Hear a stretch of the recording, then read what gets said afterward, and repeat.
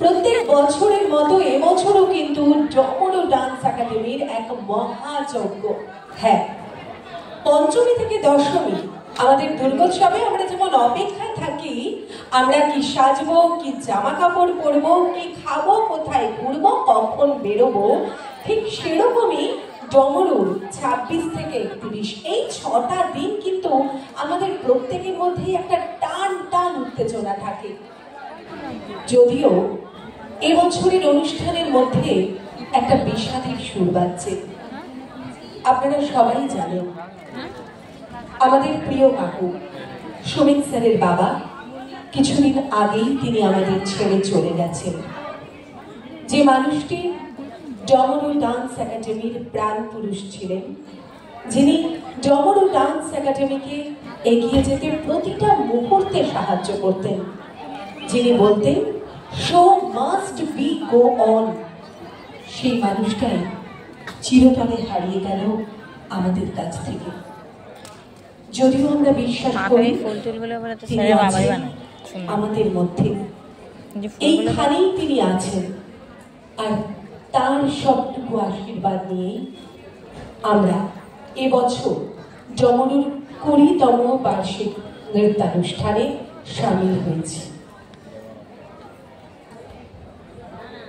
মনের কোণে বিষাদের ছোঁয়া নিয়ে আমরা শুরু করব আমাদের অনুষ্ঠান।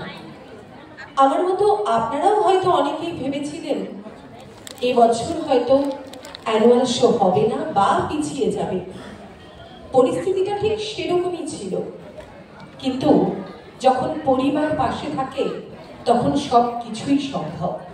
সুমিত স্যারের মা, তার পরিবার, তার ভাই, সর্বোপরি ডমরু ডান্স একাডেমির অ্যাসিস্ট্যান্ট টিচার্সরা এবং আমাদের প্রিয় অভিভাবকরা, আপনারা যেভাবে পাশে ছিলেন তাই সম্ভব হয়েছে এত বড় মহাযজ্ঞের আয়োজন করা।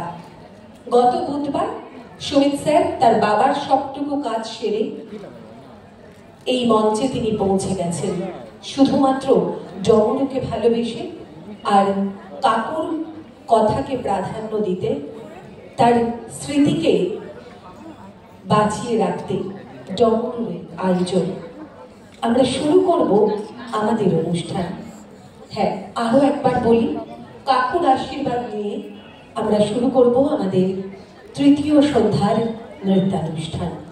প্রথমেই মঞ্চে আসতে অনুরোধ করব ডমরু ডান্স একাডেমির কর্ণধার সুমিত স্যারকে। ডমরু ডান্স একাডেমির কর্ণধার সুমিত স্যারকে এবং ডমরু ডান্স একাডেমির অ্যাসিস্ট্যান্ট টিচার্সদেরও মঞ্চে আসতে অনুরোধ করব। ডমরু ডান্স একাডেমির অ্যাসিস্ট্যান্ট টিচার্সদেরও মঞ্চে আসতে অনুরোধ করব। সুমিত স্যার যেভাবে তার ছত্রছায়ায় আপনার সন্তানদের বড় করে তুলছেন, তার পাশাপাশি ডমরু ডান্স একাডেমি